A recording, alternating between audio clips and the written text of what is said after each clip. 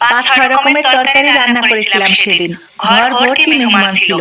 খেতে বসেই শাশুড়ি সবার সামনে বলে উঠল, তরকারিতে লবণ দেওয়ার সময় তোমার মন থাকে কোথায়? সবগুলো রান্নাই অনেক মজার হয়েছিল। তার মধ্যে একটা তরকারিতে একটু লবণ কম হয়েছে, তাতেই শাশুড়ি আমাকে এই কথা বলল।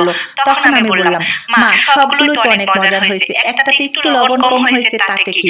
তখন শাশুড়ি বলল, শ্বশুর বাড়িতে কাজ করতে হলে চোখ কান খোলা রেখে কাজ করতে হয়। বাসার মধ্যে অনেক মেহমানের সামনে আমি পানি দিয়ে রাগ আর ভাত দুইটাই গিলে খেয়েছি। সবাই যার যার মতো চুপচাপ ছিল, কেউ আমার হয়ে একটা কথাও বলে। রাতের বেলা শুধু সেই তরকারির লবণ ঠিক রেখে বাকি সব তরকারিতে লবণ বেশি দিয়েছিল। সবাই বিষয়টা বুঝতে পেরে আমার দিকে বিরক্তিকর চোখে তাকিয়েছিল। সকালে যে তরকারিটা নিয়ে আমাকে কথা শোনানো হলো, আমি সেই তরকারিটা দিয়েই খেয়ে উঠলাম। সবাই বলেছিল সকালে সব ঠিকঠাকই ছিল, শুধু শুধু মেয়েটাকে রাগালে, কত কষ্ট করে রান্না করেছিল। কিন্তু সকালে কেউ আমার হয়ে একটা কথাও বলেনি।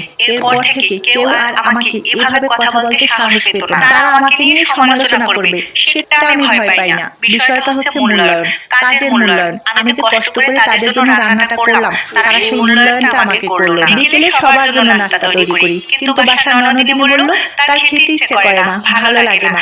কিন্তু সে খেত না সেটা না, খেত, কিন্তু এই যে ভালো লাগে না এটা সে বানিয়ে ছানিয়ে বড় করে মিথ্যা বলতো। পরবর্তীতে আমি তাকে বাদ দিয়ে সবার জন্য নাস্তা বানিয়েছি। সবাইকে দেয়া হলো, শুধু তাকে দেয়া হলো না। তখন আমি একগাল হাসি দিয়ে বললাম, যখন খেতে ইচ্ছে করে না তাহলে এত কষ্ট করে খাওয়ার দরকার কি? আপনারও কষ্ট কমলো, আমারও কষ্টটা কমলো। খুব বিরক্তি চোখে সে আমার দিকে তাকিয়েছিল। এমন নয় যে তার জন্য আমি নাস্তা বানাতে চাই না বা তাকে আমি অপছন্দ করি, কিন্তু সে আমার যত্নটা বুঝলো না। আমি প্রতিদিন কষ্ট করে নাস্তা বানাই বাহারি সাজে তাদের জন্য, সে আমার সেই কাজের মূল্যায়নটা করলো না। তাই আমি তাকে একটু বুঝিয়ে দিলাম, কেউ কারোর জন্য কিছু করলে তার মূল্যায়নটা করতে হয়। দেবর খুব সকালবেলা অফিসে চলে যায়, আমি ঘুম ঘুম চোখে তার জন্য নাস্তা বানাচ্ছি। সে দেখলো, কিন্তু নিষেধ করলো না। সময় সুযোগ থাকা সত্ত্বেও সে নাস্তাটা করে গেল না। এরপর থেকে আমাকে ডাকা হয়, কিন্তু আমি উঠি না।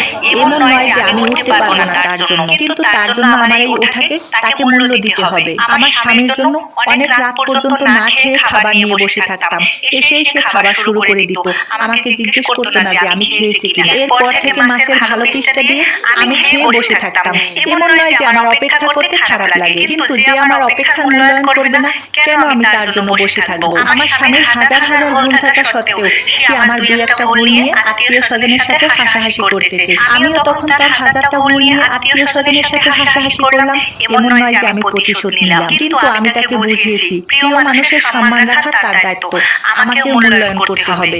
আমি তার হাজারটা ভুল জানা সত্ত্বেও কাউকে বলি না, সে কেন আমার দুই একটা ভুল নিয়ে হাসাহাসি করবে? ঘরে বা বাইরে যে কোনো কাজের এই মূল্যায়ন দরকার, সেটা সংসার হোক বা অফিসে। এখন বানানো আরেক বক্স বানানো পাঠিয়েছি, এই তো।